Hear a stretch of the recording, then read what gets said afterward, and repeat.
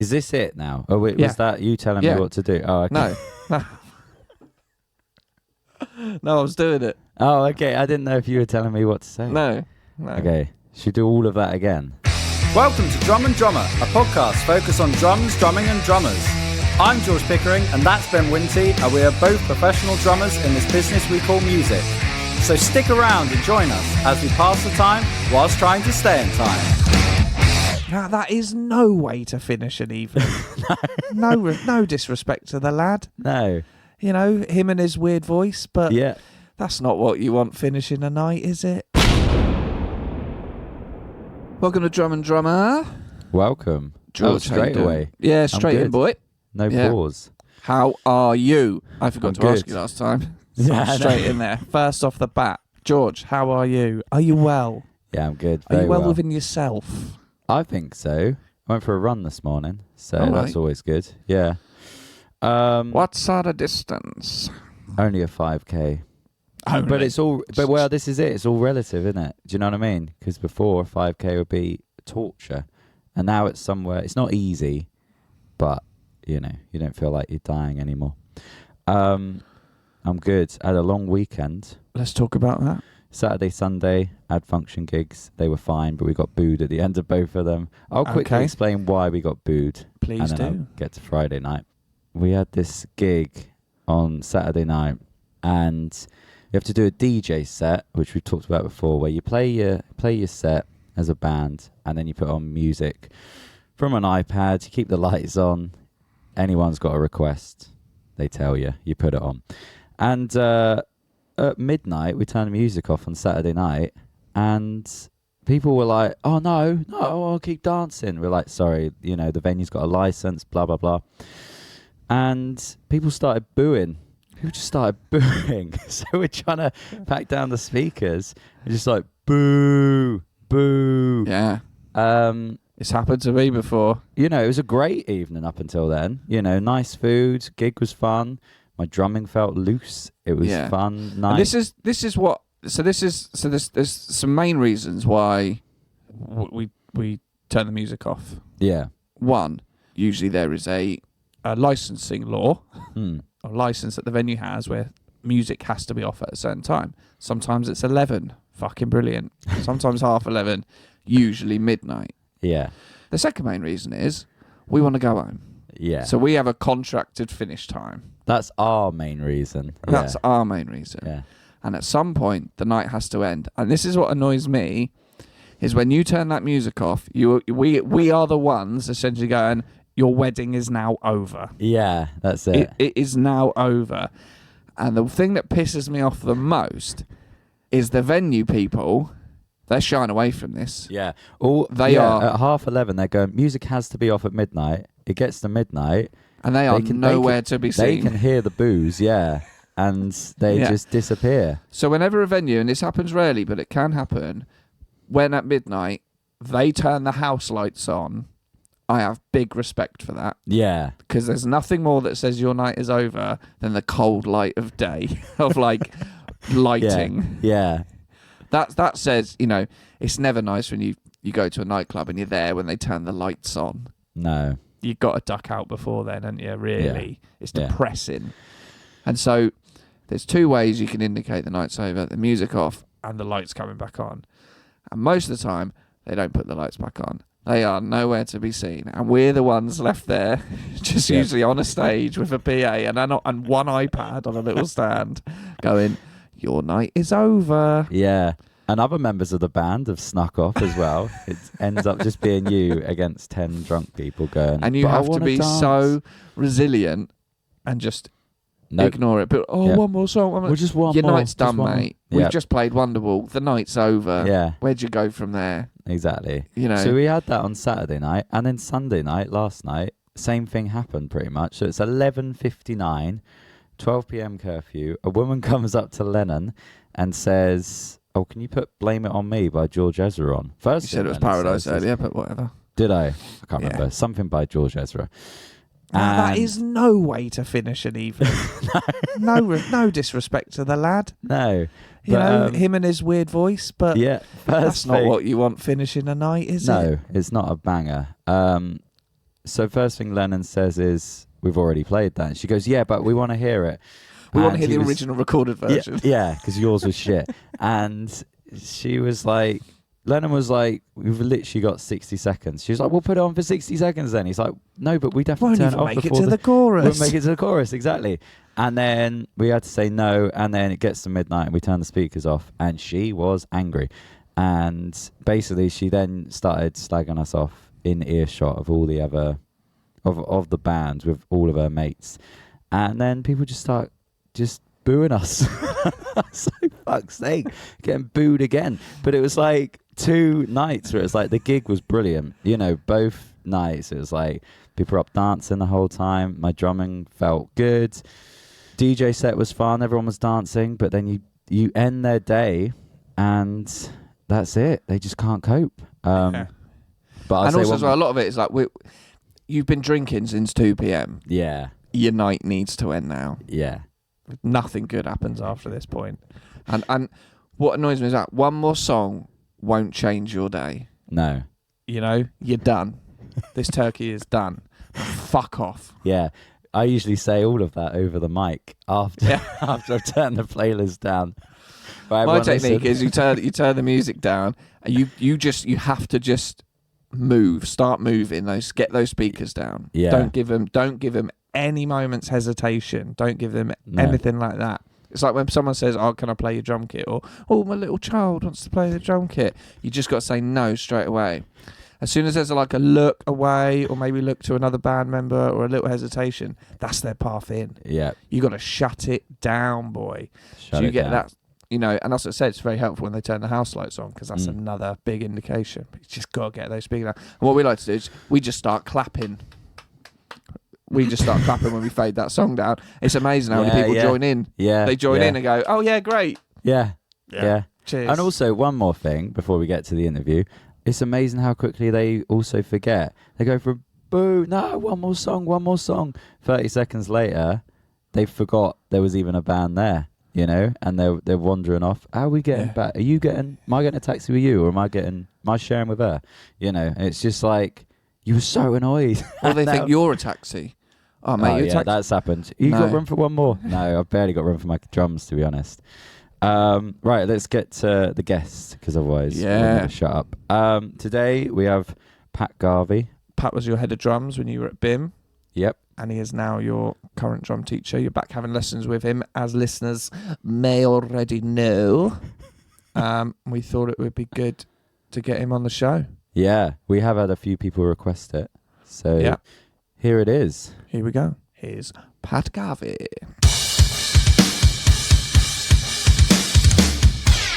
Can you hear me all right? Yes. Yeah. Great. Sorry, I've had technical gremlins this morning with microphones and MIDI things. Oh, fair. That's out of my knowledge. As soon as you said MIDI. So I'm on AirPods. Oh, cool. This is Ben. I don't know where he is. Hey, Ben. How you doing? Hey, Pat. Yeah, I'm good. Yeah. Nice to meet you. Yeah, and you, man. Heard a lot about you. Well, we'll see. Yeah. Right. Yeah, all good. I'm going to ask, what's your practice routine at the moment? What's my practice routine? I'm not going to repeat every question back to you, but okay. That's one that needs a little bit of forethought from me, because the honest answer is it really depends. It really depends what's going on. So routine wise, sometimes it's hard to get into a routine when you're working, when you're balancing, when you're working as a musician, when you're doing lots of different things as a musician. It's a very hard balance to find that regular time to practice the same thing in the same way repetitively enough for it to make a difference. So if I've got 2 hours, for example, I know that I'm not going to maybe have 2 hours the next day or 2 hours the day after or 2 hours ongoing. So therefore, for me to work on something in a certain way in that 2 hours is going to be largely meaningless in the greater scheme of things. So my routine depends entirely on what I've got to work on and how much time I have or can make to do that. Generally speaking, if I can get an hour to work on very specific things for something, then I'm doing well. And I know how to use an hour really well. Yeah. Yeah. So my routine is that the routine depends entirely on what it is I'm working on. If I'm working on, say, clinics, delivery or demonstration or masterclass type stuff, then I'll work a certain way. If I'm working on just developing new ideas myself, then I'll work on in a certain way. If I'm working on stuff for teaching, then I'll work on it in a certain way. If I'm learning songs for an artist set or for a run of gigs or for whatever it is, then I'll work on it a certain way. That's how it kind of works for me. Yeah. So do you think like planning your practice time and what you're going to be doing is as important as actually the practice itself? Yeah, I do.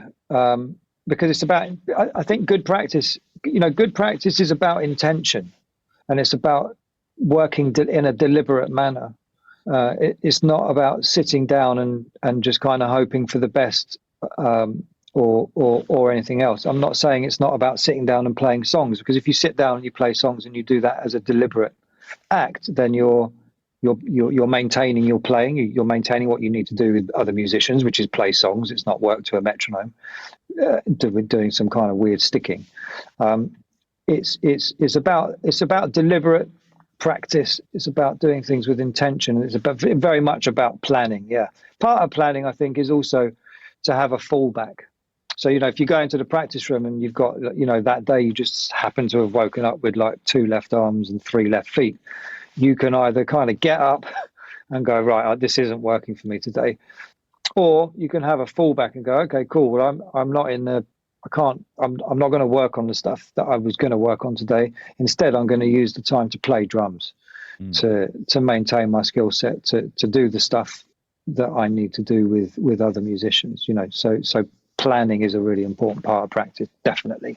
When you say a fallback, is that sort of usual practice routines that you go to if you're having an off day? Yeah.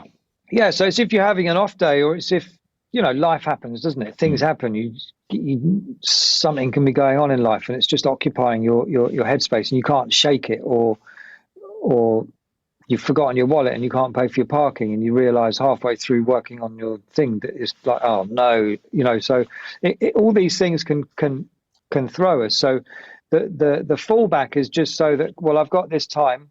Let's say if I'm talking about me, I've got this time, I've got an hour, this isn't cooking, I'm going to play along to those tunes for that set that I'm learning, or I'm going to play these songs that I've played 100 times with this artist, but I'm going to play them again, or I'm going to play along to one of my favorite albums, not as a kind of not knowing what I'm doing, but as a deliberate decision, as an intentional act to say, cool, well, actually, I'm going to work on my playing, but I'm going to work on my playing in the context of a drummer playing music. That makes sense. We've not really properly introduced you. I think we've mentioned you a lot on the podcast, specifically with George. So I don't know, George, if you want to quickly run down meeting Pat and how that happened. Well, run me down, George. Run me down. Well, yeah. I mean, we originally met, I guess, a taster day for BIMM. I can't even remember when. But then when I went to BIMM in 2013, something like that, whilst you were the head of drums and still are in Brighton. Yeah. And then after that, I left BIMM and went off and did my thing, and then got in touch with Pat last year and asked about lessons. And we've been having lessons for nearly a year now. It's been been great. Let's talk about teaching, because there's a few things I wanted to ask. First one is, a student comes to you, and I'm not talking about myself here, but a student that's been playing for a while, and they sit down and they go, this is what I've got, this is how I play. What are you looking for in terms of their playing, and how are you looking to improve it? Good question.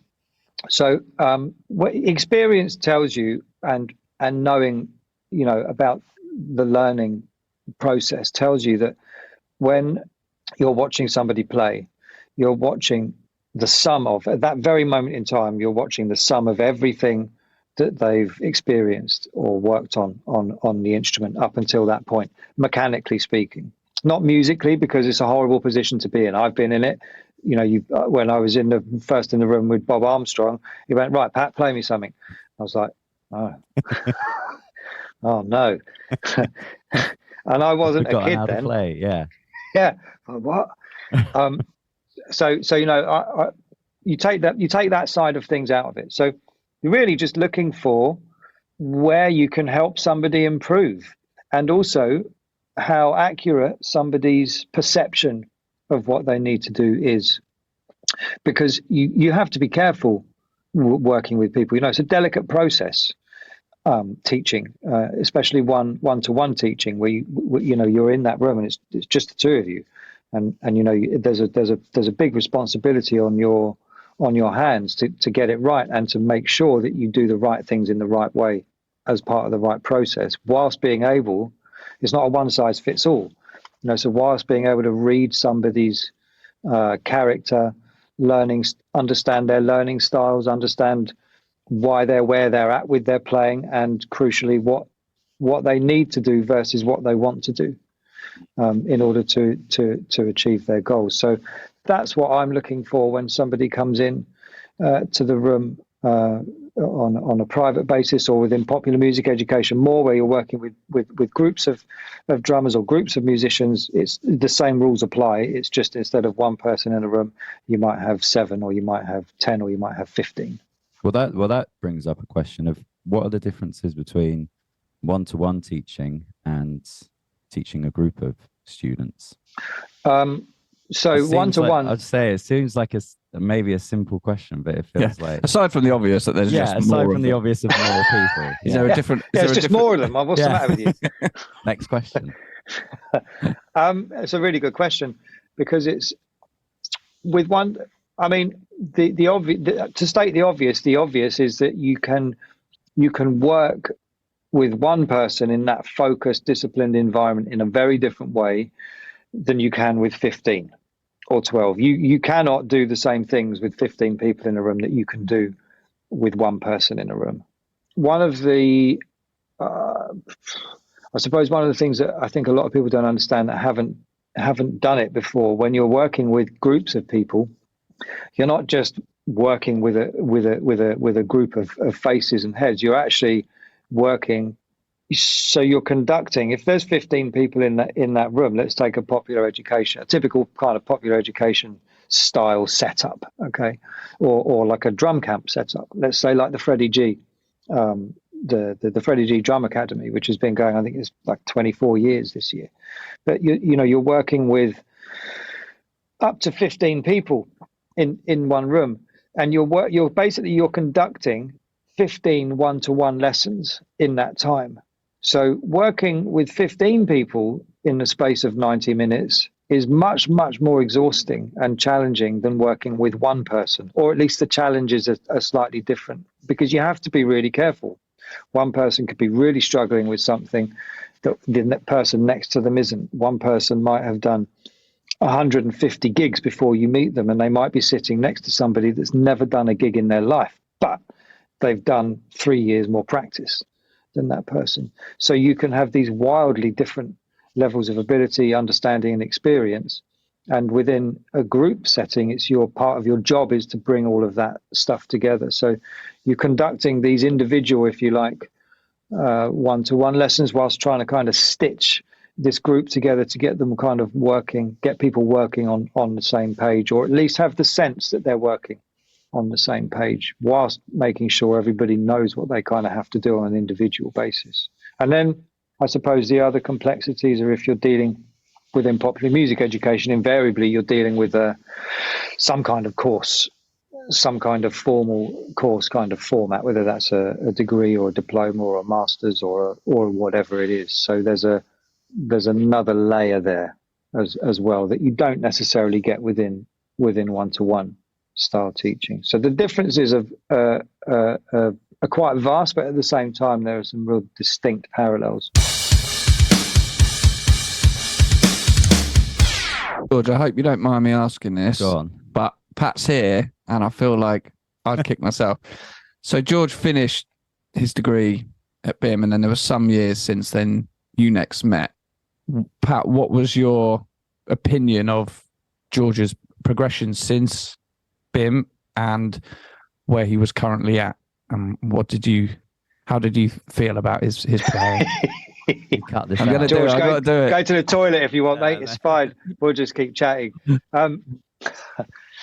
So just to rewind on that a bit. So George, you alluded to it to begin with. So I consider myself very lucky with George in that I first met George on BIMM. Used to do these really cool taster days, which were kind of like, people would come in. It was vibey.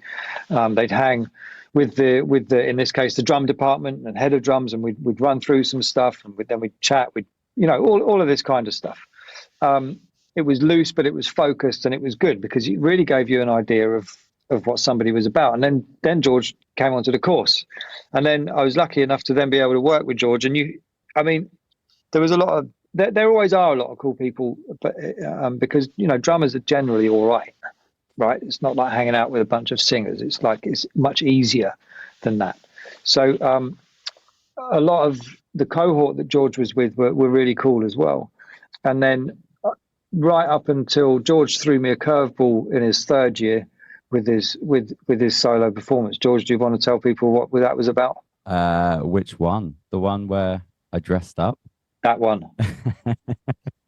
Well, I think it was the year that Lemmy and Bowie died.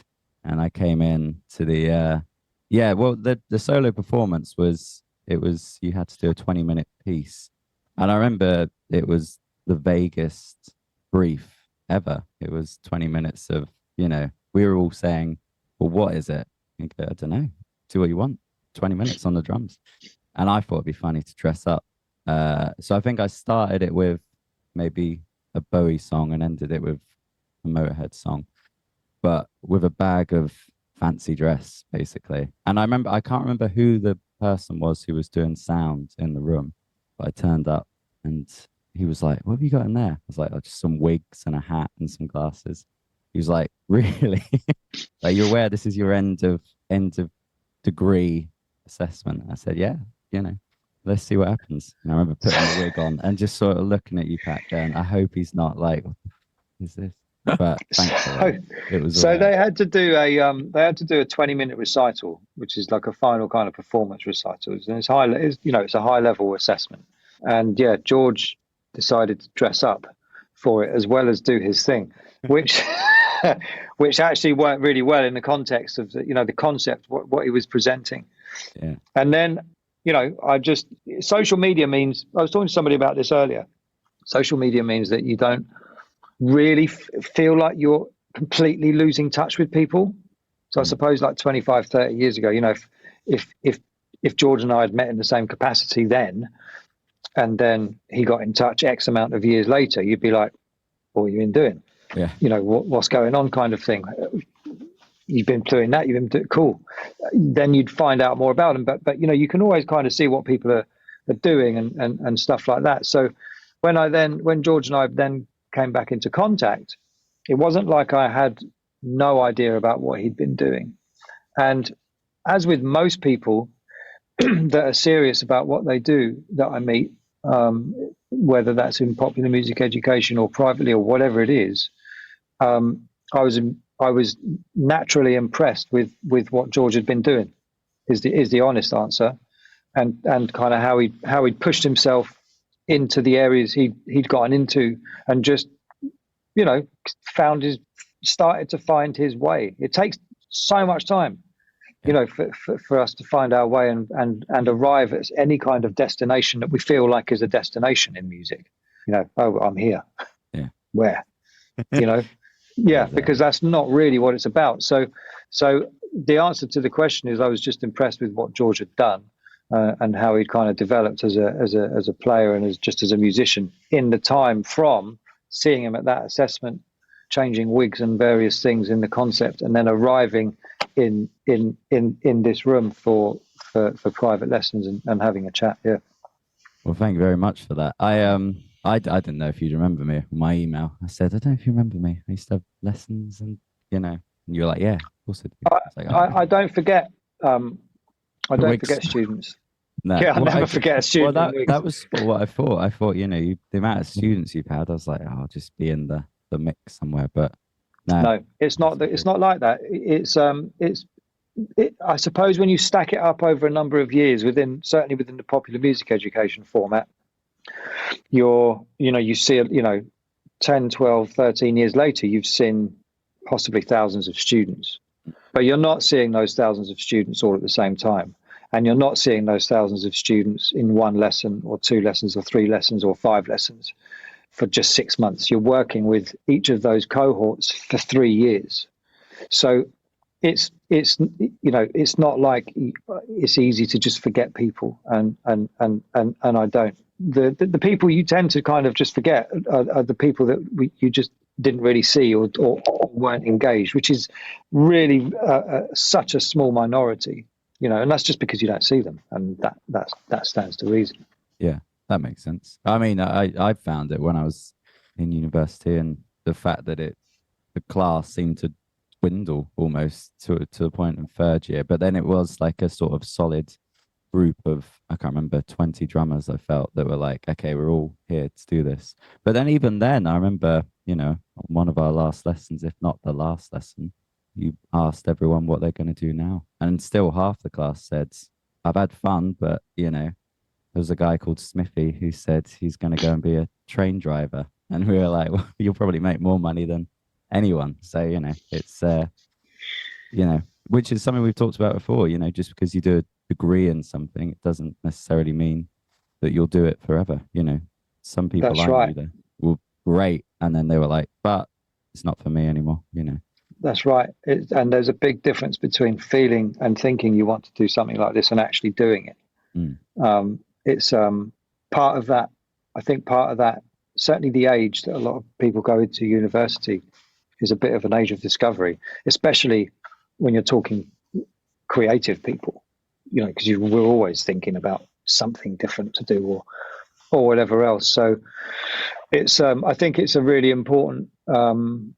I mean, popular music education in general, used to sell itself on that kind of dream, didn't it? On becoming that session musician, on becoming that kind of rock star or pop star. In its very early days, I mean, of course, we know that's you can't tell people they're going to be a session drummer. There's about 5 session drummers in the UK that make a living from being session drummers exclusively. That's it. You can count them on one hand on a good day, right? Just because of how things have changed for drums, technology, just because of how budgets have changed for music, with streaming, with downloads, with the early days and still carrying on today of illegal downloads and people essentially stealing music. All of this stuff has a kind of dominoes effect, and you arrive at where you are now, and it's just not the same thing. Now, if you're an oboe player or a violinist, even a guitarist, then in many ways it's still like the late 80s, early 90s kind of session scene. But for drummers, it's not the same kind of thing at all. So how did we get onto that? I don't know. Well, that's been Drum and Drummer. Yeah, nice one. Yeah.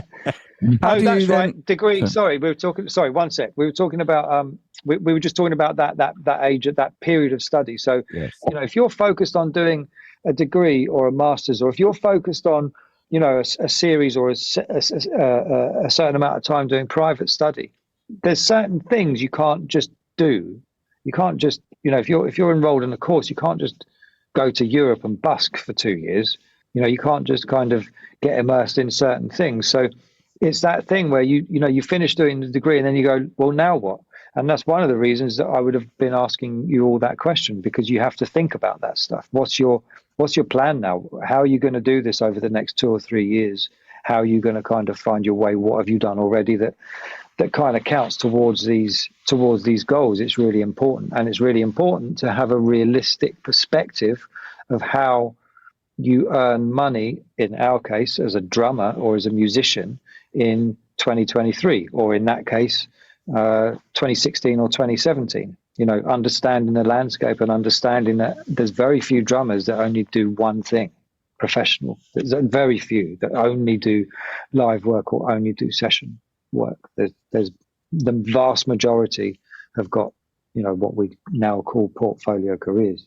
You mentioned about the landscape for drummers changing over the last sort of 20 years. First question, in your capacity as head of drums, what do you think those major changes have been, and how's that affected drummers? And also then, how do you adapt the course to implement those changes in the industry?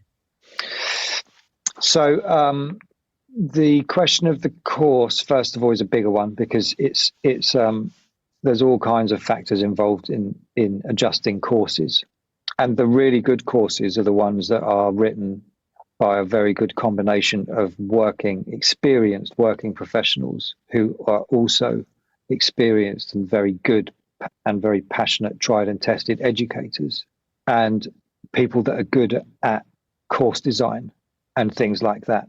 Just because you're a good educator or a good teacher, or you're good at delivering something, whatever that is, it doesn't mean you're also good at designing course design, the technicalities of course design. It's a different world. So in terms of that side of things, you rely on, depends on the institution, I suppose, the size of the institution, who's doing what at various kind of levels of an institution. But generally speaking, in that kind of context, you would rely on people really listening to the people that are on the ground, that are in the trenches, if you like, going, this is what's happening now, this is what's going on, these are the things, and then various meetings taking place and people being able to go, cool, let's keep these courses up to date, let's do this, let's do that, that discipline's doing this, well, this is happening there, let's get some of this stuff in there. What was the first part of the question? Just what those changes in the industry for drummers have been. It's a mixture of things, really. It's not something that just affects drummers, it affects anybody trying to make a living in the industry. One of the things that's been a major player in the change for drummers has been technology, has been the advancement of sample libraries, drum samples, and sample software, and production techniques. If you take something, any of them, take BFD, take Slate drums, take Superior Drummer, take whatever you like. The fact is, you can get that drum sound now. You could. I mean, this is a good recording setup here, right? So I can get really good drum sounds. But the fact is, I could get a bunch of mics that are half that, less than half, a third of the value of those microphones on a kit that isn't even tuned properly and doesn't even look. It really doesn't matter. Record the drums and resample them and have a drum sound that sounds like you've been in Air Studios for 5 years working on your snare drum sound, right? So that affects things like budgets. It affects all kinds of things, because you essentially, and you can program, of course, with those sounds. So you essentially, in a lot of the arenas that you would have used a drummer before, just going in to record a quick jingle or whatever, something for TV or something else for something else, that work is no longer there. The other thing that affects it is, of course, just budgets. And you can look at this like, it's very similar to just understanding a concept. Like, there's guitar playing before Eddie Van Halen and there's guitar playing after Eddie Van Halen, and they're two completely different worlds. And there's the music industry before Napster and there's the music industry after Napster, and they're completely different worlds. So when you kind of put a lot of these factors together, and that's not even then when we start talking about more recent events, they're all things that affect how musicians make money, and in some cases specifically drummers as well.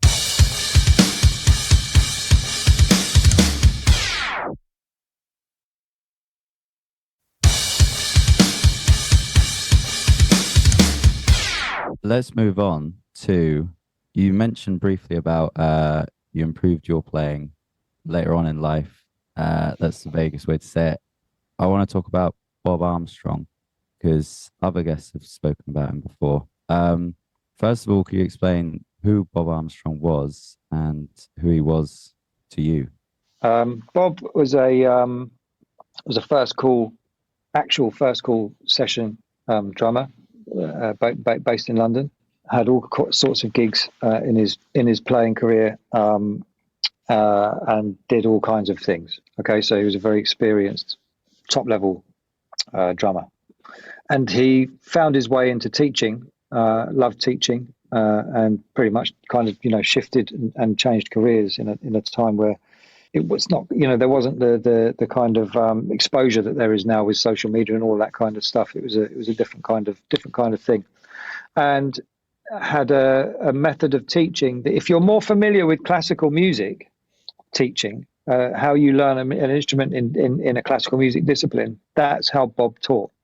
So it was very disciplined, it was very structured, it was very no nonsense, and it was very, you're not wasting my time and I'm not going to waste your time, kind of thing. And he evolved into, one of the most important drum teachers the UK, if not arguably the most important drum teacher that the UK has ever seen in terms of his output.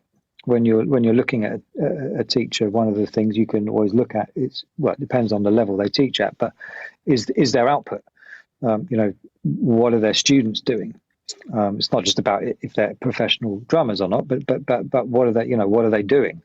And he has, so many high profile ex-students that are not just high profile musicians, but also very high profile kind of educationalists and teachers as well. And I went to Bob when I got on his waiting list when I decided I really wanted to move my playing on, and I couldn't access the level myself. It wasn't something I felt I could do myself. I work really well with people. I don't work so well from a book or from it's useful, but no one jumps out of a book and goes, no man, hang on, that's not that's when you need to do this or whatever. And so I was on his waiting list for ages, and then the call came through, and it came through at a time as well where I was injured. I had a wrist injury. I wasn't feeling good about drums and just music in general. I'd been doing it a long time, and I was just in a bit of a kind of lull, I suppose.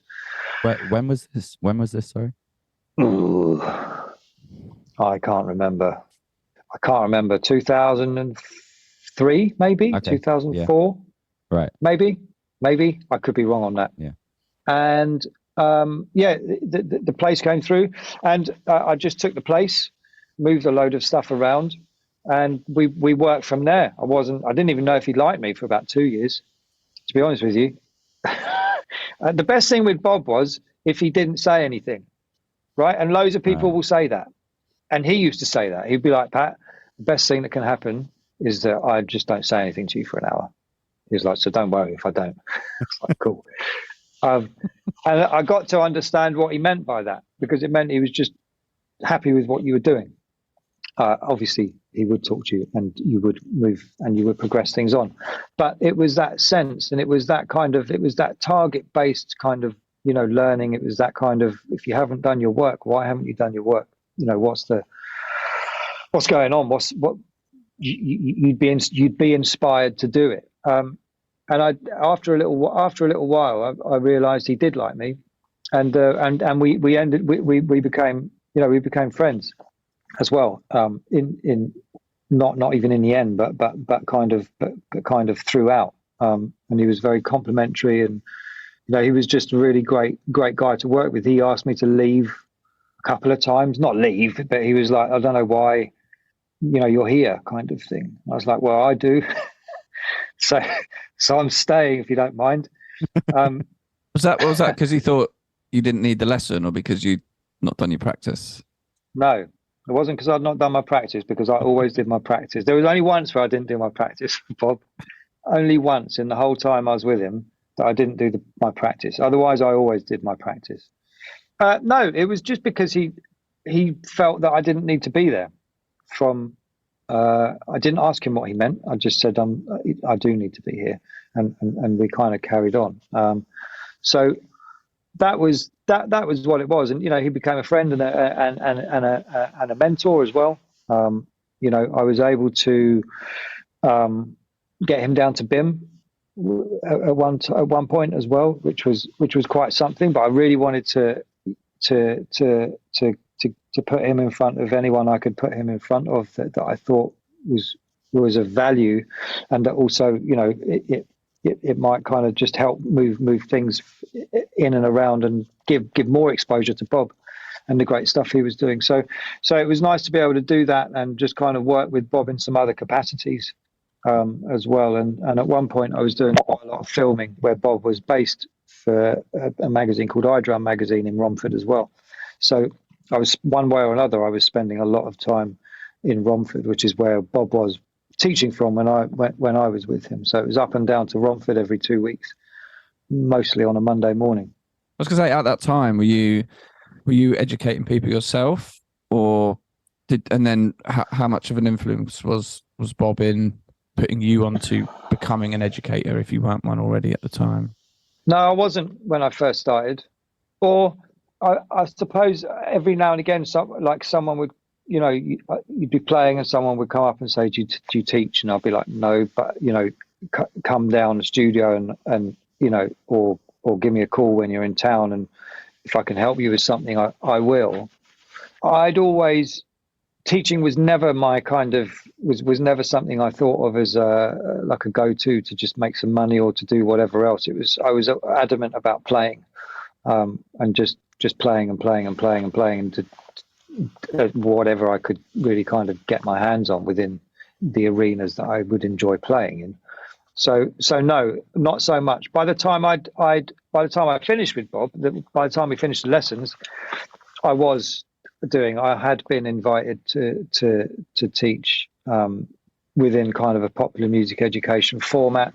I had started doing some private lessons with people, and I had been invited to do educational articles for like iDrum magazine, and then that led on to Rhythm magazine, working with Pete Riley, who was one of Bob's students as well. So it was, by the time I'd finished with Bob, the landscape had changed for me, but that's because I'd discovered a passion for education I had absolutely no idea that I had. Did you discover that quite quickly when you started teaching, or was it a gradual love of it? It was quite quickly, but then it became a gradual kind of, just to find my feet was quite gradual. And the advantage I had was, I realized later on, was that I had a career as a player behind me. So I had the experience of, what it feels like to do an audition, or what it feels like to not get a gig, or what it feels like to sign a publishing deal, or what it feels like to do a tour, or what it feels like to go in and do an album, or what it feels like for your charts to blow off stage, or what it feels like to get on a plane and realize you've left your bass drum beaters at the airport, or these little things that are like really useful in terms of experience. And just I knew how to do it. I knew how to get to that point, which is a really important part of teaching. Is that fundamental, would you say, for any teacher in popular music education? It's something that's needed. Yes, in a popular music education format, it is very much so. If you've got people paying £10,000 for a course for a year, then you absolutely should expect to be in a room with somebody with that level of experience. But that level of experience on its own can be meaningless. And what I mean by that is people get pretty bored pretty quickly when they're not learning things. It doesn't matter how much experience someone's got as a professional musician. So that has to marry up with that educational kind of passion and direction. I think it's no good just having one or the other. In a popular music education format, you absolutely need people with that level of experience, but you have to have that as ability, that ability as an educator as well. In terms of like general teaching, it's not about, we all know great teachers. We've all had great teachers who are not amazing professional people. They've got a passion for a subject. They've maybe gone to university and done a degree in something completely different, but they've then used that maybe to convert it, and they've got a qualified teacher status, and they teach. in a primary school, or they teach music in a secondary school, or they teach art in a private school. I don't know. It's not about saying that. That's the bottom line. It's not at all. But within a popular music education format, yes, if something's going to be sold in a certain way, if something's going to have a certain level of kudos attached to it because of X, Y, Z, then yes, you have to have that. But it doesn't work without the educational side of it equaling that type of experience as well. Make sense? Yeah, definitely. I got one last question on the topic of Bob Armstrong. I just wondered if there was anything that's, almost directly from his teaching that you now have within your teaching. Perhaps, I don't know, the way he would demonstrate something or anything really that you go, oh, this is... Bob never demonstrated anything. Did he not?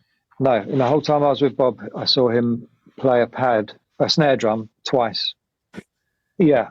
And I had a very similar experience with the cello when I was learning the cello as a kid. The teachers would never really demonstrate anything. They would demonstrate finger position on the instrument, or they would demonstrate, how to hold a bow, or how to move your thumb up and down the neck, or whatever. Because they're teaching you to do it yourself. They're not asking you to copy what they're doing. It's a different kind of thing, right? So, does that answer the question? I think so. Yeah. What was the question? Ask me the question again. Okay, we'll cut that out. As much as that was a great answer. I was to say, keep that in if you want. My trombone professor at uni never brought his trombone in. Yeah. Because he never played it to you and showed you how it went. He's like, this is how you do it, and he'd let you do it. And then he was probably sounds quite similar to the way Bob taught. Yeah. If you didn't say anything, you'd had a good lesson. Yeah. Yeah. Yeah, I think that was it really. I kind of meant more in terms of, I don't know. Is there any teaching techniques that you implement that Bob did on you that you implement with your students? No. So first of all, I have a bit of a bugbear about this. I've had students turn up, private students turn up with my lesson notes, and I've never met them before. Right? Yeah. Because they've at some point they've come into somebody in touch with somebody that I've taught privately, and usually we have a chat, and then it's quite obvious what's happened. But they turn up with stuff that I've given to somebody else, and they've just photocopied it, or they put it into Sibelius themselves, and just kind of copying what I do. And then a student turns up. George, burn them, go and burn the notes now, burn them. No, pop them in the shredder now, quick. It actually happened to me quite full on one time, where somebody turned up with almost my entire kind of technical development, I suppose what you might call syllabus, which is hundreds of pages. And actually, I was so put out that I threatened to take them to court. And I now sell that. If somebody wants it, then I sell them the whole syllabus, but I sell it for a fee, because if you're going to, I think if you're going to do that, then you shouldn't just be doing that to other teachers. So no, there's nothing like in terms of the material that Bob used. No, I use my own concepts that I've developed through time, and I use aspects of the material in similar ways, because that's how you develop certain things. In terms of his teaching style, there's probably some aspects of it that are similar, but again, I've experienced that in the classical side of things as well. So it's discipline, it's focus, it's an expectation, it's an understanding. It's more those kind of concepts, because actually when you're trying to learn certain things, especially the more advanced side of stuff, it doesn't work without that. Yeah. I do a lot more demonstration probably in my teaching. I think it's musicians are very visual learners as well, and I find it's something that really helps. That's something I brought into my private teaching, actually, probably more from the popular music education format, where you are working on these routines together, and you are standing at the front, and you are aware that people are watching how you're doing things, because that's part of what they're there for.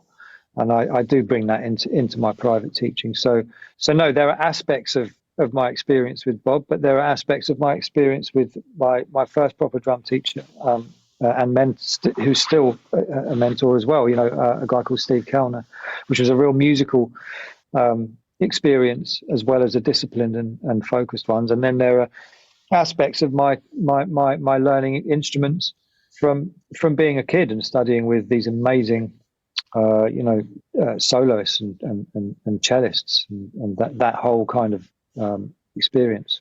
Was that what was your introduction to drums then? Because drums, it sounds like, wasn't the first instrument.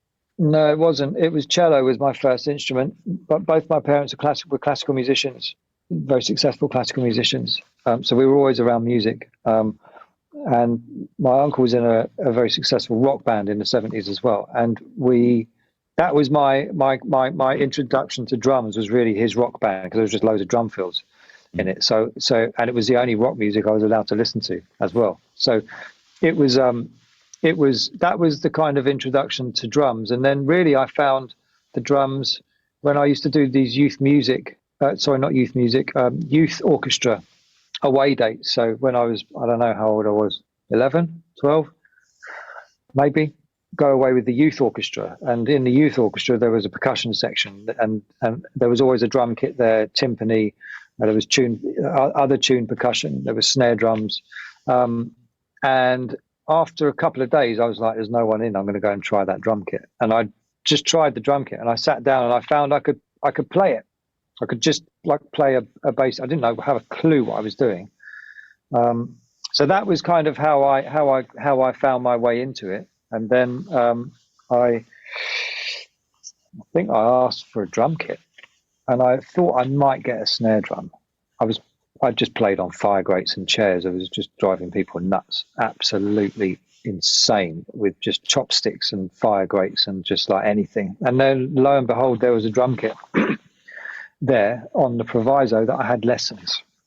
So I had lessons for probably about 18 months with a guy called Roy Snedden, who was this was in Scotland at the time, who was one of the kind of first call session guys in Scotland, but he was also principal percussionist with, I think, the BBC Radio Orchestra. And he was cool. And that was the first time I realized drummers were like, yeah, this guy's cool. This guy's like, it's not the same as my cello teacher. Yeah. I think they are typically drum teachers. Yeah. And cellists aren't. I think that's there's one solid rule in music. I think that's it, really. We just found it. Yeah. Exactly. That's it. Music solved. Yeah. It was it was very enjoyable. It was a very humbling experience. It was really just kind of cool, and it was fun. I walked out feeling like I'd learned loads, and it was just like paradiddles, and I was going, wow, this is insane. Like, this is just really cool. So yeah, it was just, it just kind of lit a fire under my arse, really, as far as that went. And honestly, there was really no other choice for me after that, I don't think. What age was that? Probably 10 or 11. Right. And then what was your path? Once your parents are happy you could play, what then led you, did you study drums, further education? No. We moved down to Brighton. So we were from London. Oh, I was from London. We moved to Scotland, and then we moved to Brighton. And it was in Brighton that I've then, after a while, found, my mum found me a drum teacher, a guy called Steve Kellner that I just mentioned, who happened to be one of the guys on the session scene in London and was doing clinics for Sabian and Remo at the time, and just opened up the door to like another planet. It was like Omar Hakim, Steve Gadd. He would like record, me playing like a jingle or something in the lessons. It was like Dave Weckl. It was Afro-Cuban styles, Latin stuff. It was really a whole nother planet, and that I stayed with Steve for probably about 5 years. I just got into bands, and that was it. I got into a band, and we just so happened to start doing quite well. And then I left that band, got into another band.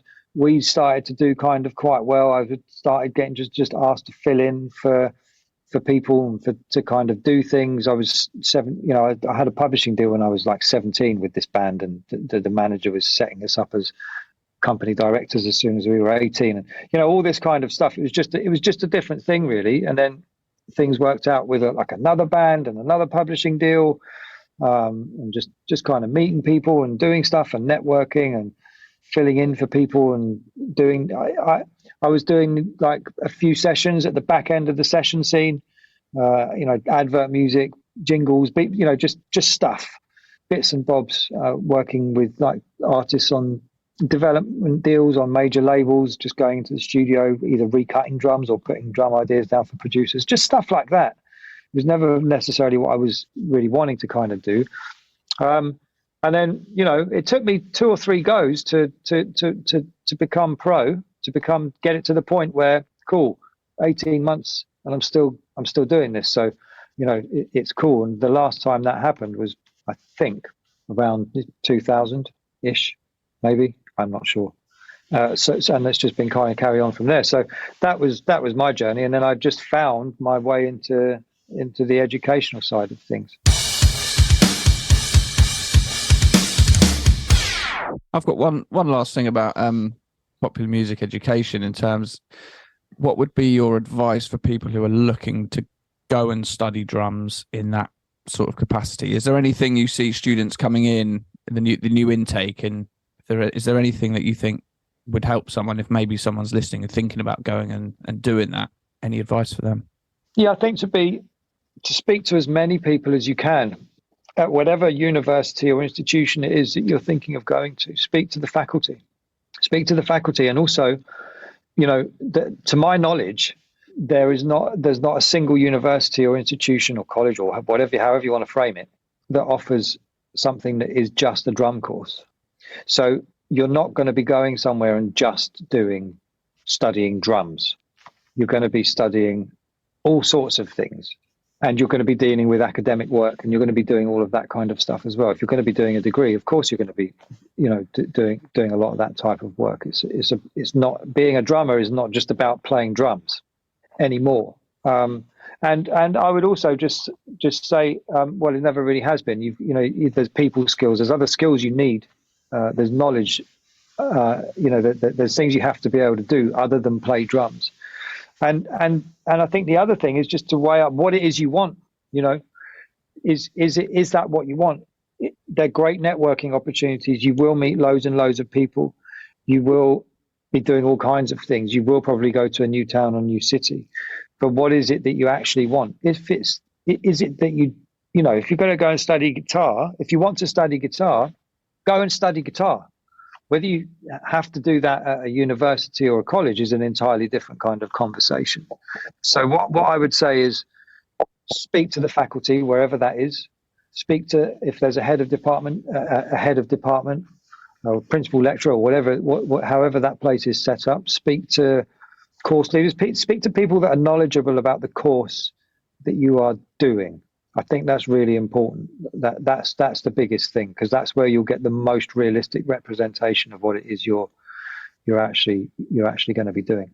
Fantastic. George, do you want to ask the last question? Oh, first time ever. This is usually Ben's job. Pat, what's your favorite delivery company? Oh, I wasn't expecting that. That's a curveball. Do you ask that to everyone? Yeah. Have you not been listening? Why have I not seen that last question? You give up 20 minutes in. I'll pause this. Get rid of this. I've had enough of this now. I don't like any of them. Okay. There you go. Yeah. Perfect. Don't like any of them. Any particular horror stories? Just cold food. Cold food. Okay. Cold food, really, or actually, there's one guy that turns up sometimes, and I've never quite figured out. Not that we get loads of it, but I've never been able to quite figure out who he works for, because he's always got like I don't know where this guy comes from. He's like some kind of Batman of like food delivery. I don't know if he like takes his box off before anyone can see it, or if he's just like enjoys confusing people. But you think it's Deliveroo turning up and it's Just Eats, or you think it's Just Eats and you're like, it's this guy again, and he's got like he's even turned up with bags. Get this. Who would have thought this would be so complicated? He's even turned up with bags for delivery companies that don't even exist. What It's lucky we didn't start talking about this type of stuff earlier on, isn't it? Or we wouldn't have gotten anywhere near drums. Yeah. Well, this is it. Yeah, that's why we ask it last. This is where guests come alive. Why don't we just do a delivery podcast instead? Get livid about food delivery. Yeah, exactly. Well, it's interesting you went for food delivery. We kind of mean it as an all-encompassing. Yes, some people head DPD. straight to, Amazon and Every, and some people have recently started heading into that food. I someone trying to look at food, and for some reason people find it so hard to find my address, and it's really not hard. And I even write a really simple description, and I had a guy, and it was like almost 15 minutes, and been like, "Are you actually going to come try and find my house?" And he was just almost like giving up. I'm coming outside. I'm coming onto the street, and you're going to see a big angry bald man waving on the corner. Okay. Brilliant. There you go. I think, I mean, if we're going to go wider than food, I just assumed you were talking food. No, but it's UPS have been the company that if I'm waiting for a snare drum or I'm waiting for a bass drum or waiting for something that's important, I pretty much know it's going to turn up. And when it turns up, the van's presentable, they're polite. It's not like you just find a snare drum in a bin and like a photo of it or something. And they always knock. A lot of them don't. A lot of them say they've knocked. They haven't knocked. Yeah, they just put the stuff thing like through the post. Just put the thing through the post, or just turn up and look at the door and drive off again. Yeah, not cool. Any horror stories? Deliver horror stories? No, apart from cold food and stuff Cold like that. food, But that's like a minor issue, really, in the general scheme of things. The worst is probably just a smashed up drum. That is the worst. Has that happened? No, it happened. Yeah. It was. I God. forget who it was. I think it was DPD. But it was a floor tom, that was sent down to me, and it arrived just completely smashed up. Like someone had just like smashed it up, basically. The box was knackered. It was just smashed. Jesus. Cool. Right, let's end it there. Yeah, Pat, Cool. Thanks so much for coming on. Thanks for your so time. much. You're welcome. Good to finally meet you. Yeah, you too, man. Thanks for having me, guys, and keep up the good work, because it's really cool what you guys are doing. Thank you Yeah, very really much. cool. Very much. And George, get Really practicing, cool. yeah? Yeah, I Come know, on. this is it. Immediately now. It's like a reminder.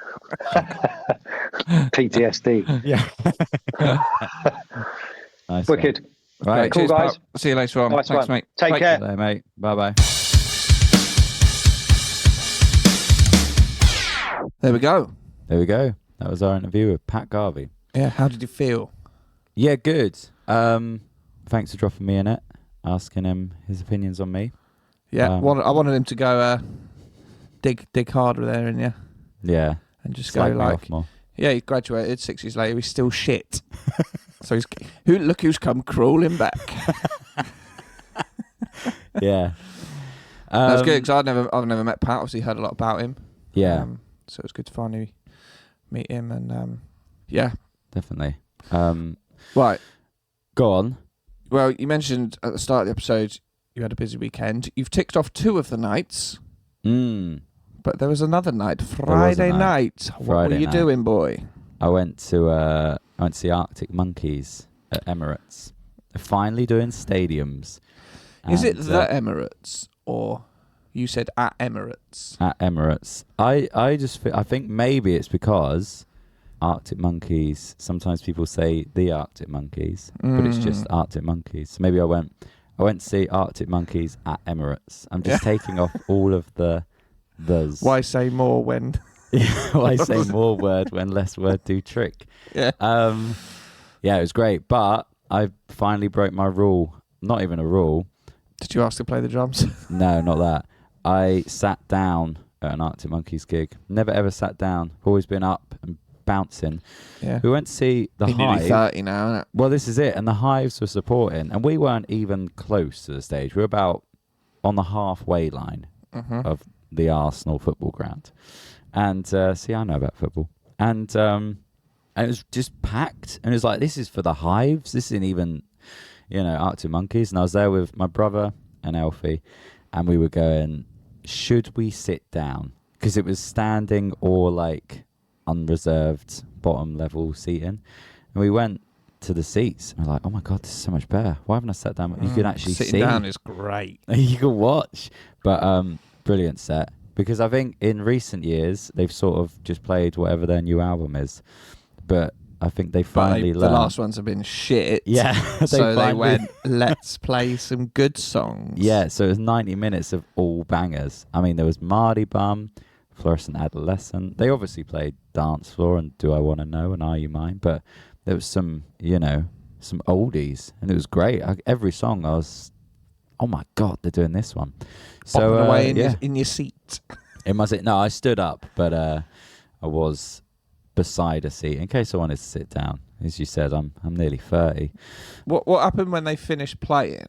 They went off stage. Yeah, what do you mean? did any music come on, or was that it? That was it. Do you know what they did? They finished playing, and then they turned the house lights up Yes. to go, that's it. It's the And end then- of... Did you boo them? No, because Boo. I'm not a cunt. Yeah. So, yeah. No, That's it's a great. busy weekend, boy. It was a busy weekend, yeah. Busy weekend. The worst part was, after the gig, I'd had 3 pints at the gig and didn't have a Of? weed. Just whatever beer it was. It was like $7.75 a pint of Getting like mental now, isn't it? Hell's Camden. I don't know. Absolutely mental. But didn't have a wee before I left. And as soon as we left, I was like, I'm going to piss myself. And Were you on the old train? we got the Thames link from Finsbury back to Brighton. But my God, the speed. I was watching the train going, which carriage is the one with the toilet?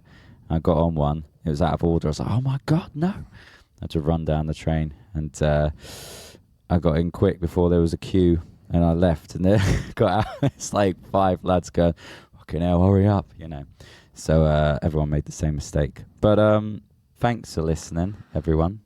Yeah. If you, Big thanks for Pat for coming on. Yeah. If you listened because he was on today, stick around. This is Why? how we get new. Well, This is ending. this is how we get new listeners. Every now and then we'll get a message. Hi, I listened to this episode with this person. Then I listen to them all. So if you're one of them, go back to the start if you want, Yes. and indulge in It's drum and it's drummer. not like Line of Duty. You can start anywhere in this. Can't start anywhere. It also doesn't have the viewing figures of Line of Duty. No. No. But We wouldn't even make it onto Channel 5. See you next week. Bye-bye. Thank you for listening to Drum and Drummer.